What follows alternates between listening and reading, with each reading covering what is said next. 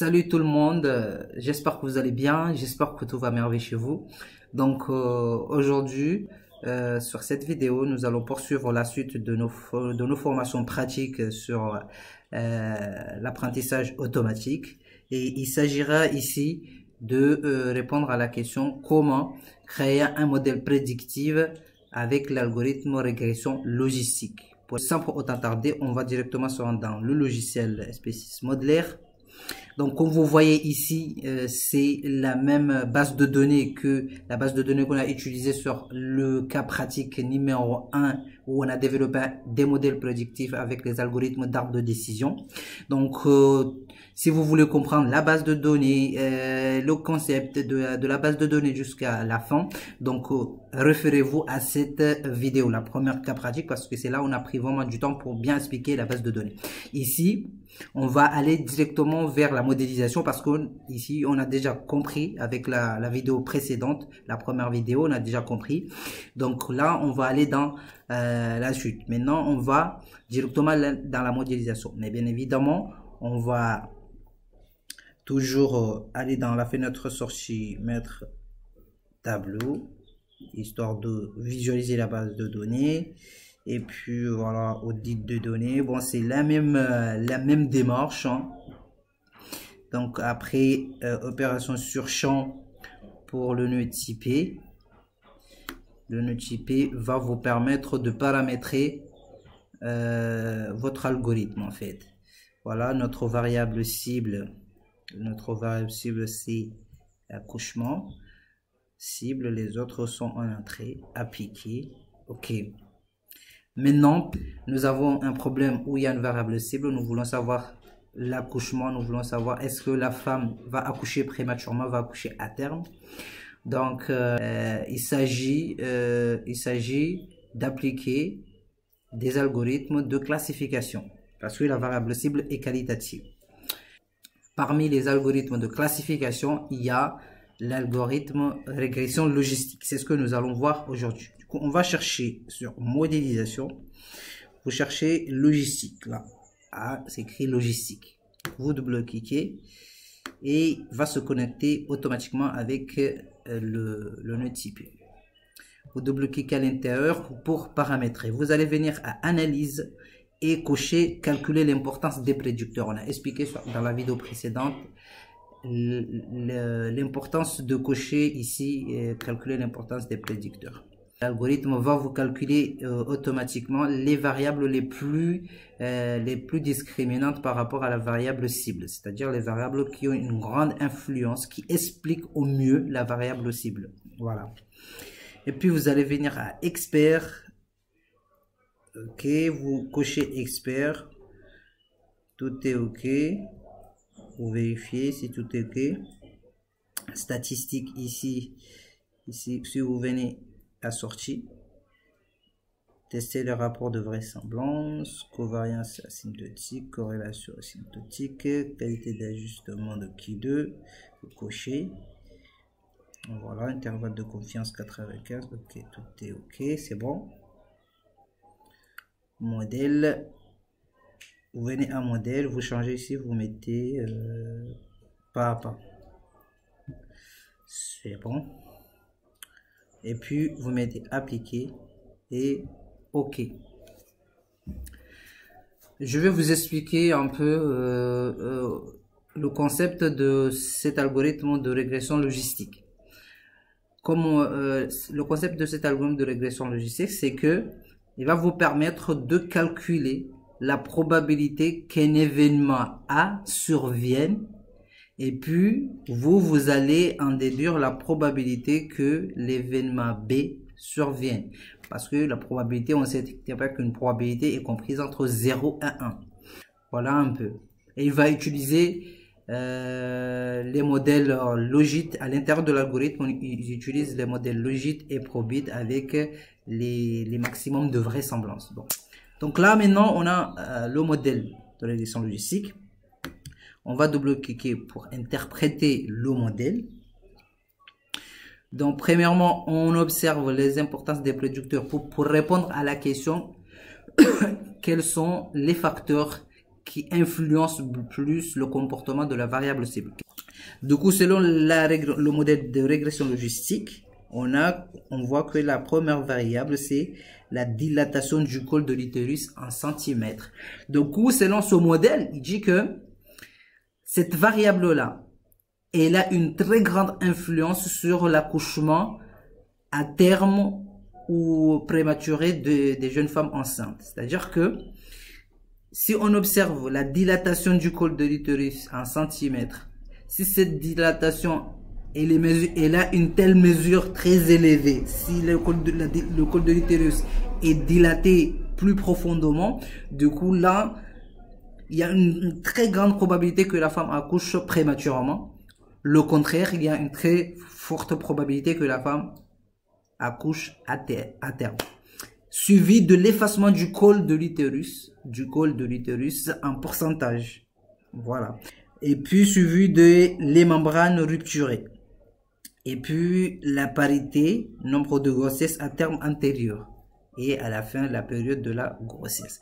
Du coup, selon le modèle de régression logistique, il a estimé que ces variables-là, ce sont les variables qui ont une très grande influence sur le comportement de la variable cible.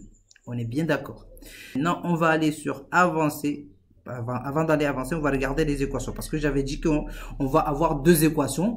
Pourquoi? Parce qu'on a une variable cible qualitative binomiale. Il y a deux modalités. Soit positive, soit négative. Du coup, la régression logistique va nous calculer la probabilité que positive arrive. Et nous, on va en déduire l'autre probabilité. Du coup, si vous cliquez ici sur plus, vous allez trouver que l'équation des négatifs égale à 0, il n'y a rien parce qu'il n'a pas pris compte de l'équation. Il n'a pas fait l'estimation de l'équation de calcul de la probabilité que l'événement négatif arrive. Par contre, il a fait l'équation, il a estimé l'équation des positifs.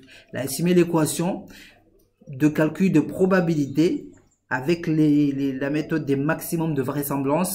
Donc, voilà l'équation pour les positifs. L'équation d'estimation du modèle de son logistique pour les positifs, pour que les femmes accouchent prématurément. Du coup, c'est une équation qui est de la forme Y, toujours Y égale à X plus B.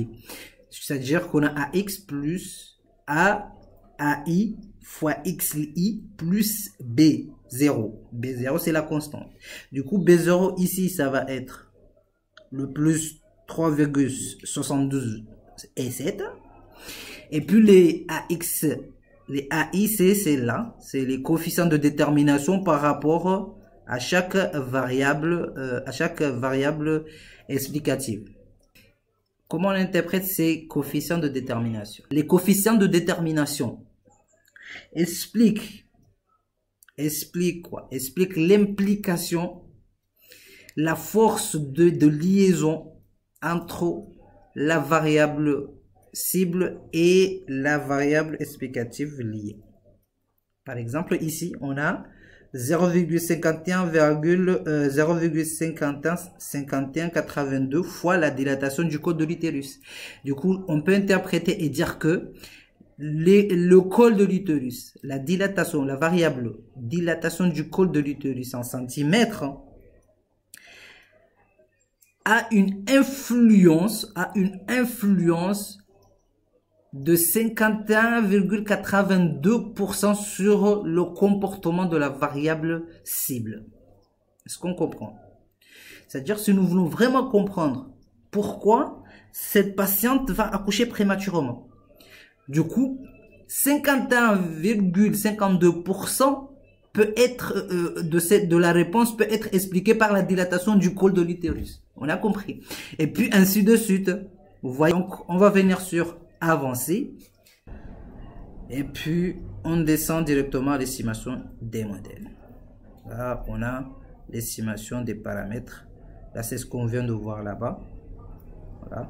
On a l'équation des positifs qui est là. Et puis là, on a les coefficients.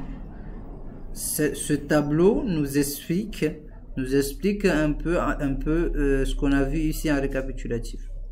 Nous explique un peu ce qu'on a vu ici sur le modèle. C'est la même chose ici. Voilà. Et puis c'est tout. Voilà. Et puis c'est tout.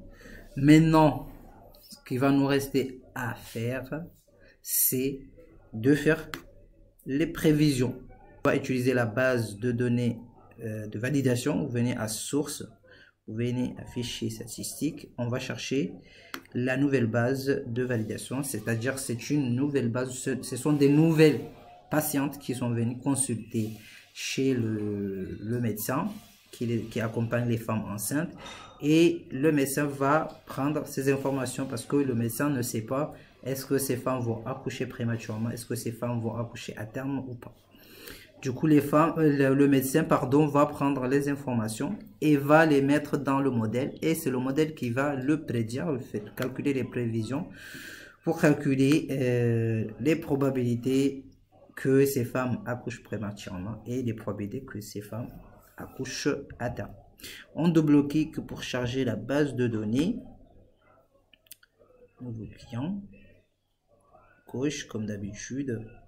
Appliquer et puis OK. Comme on a vu dans la vidéo précédente, nous allons connecter ça avec le modèle. Remplacer. Et puis connecter le modèle avec un nœud table. Comme ça.